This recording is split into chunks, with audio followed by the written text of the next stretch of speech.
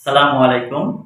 Parts of স্পিচের ধারাবাহিক আলোচনায় আজকের আলোচ্য বিষয় অ্যাডজেক্টিভ। প্রথমেই জেনে নেওয়া যাক অ্যাডজেক্টিভ কাকে বলে। যে ওয়ার্ড নাউন বা প্রোনাউনের দোষ, গুণ, সংখ্যা, পরিমাণ, অবস্থা ইত্যাদি প্রকাশ করে তাকে অ্যাডজেক্টিভ বলে।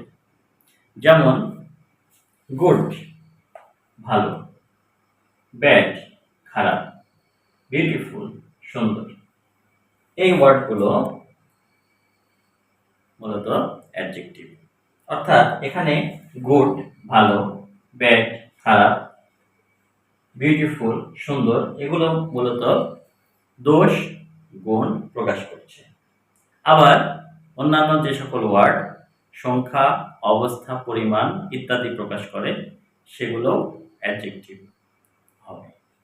ধন্যবাদ সবাই।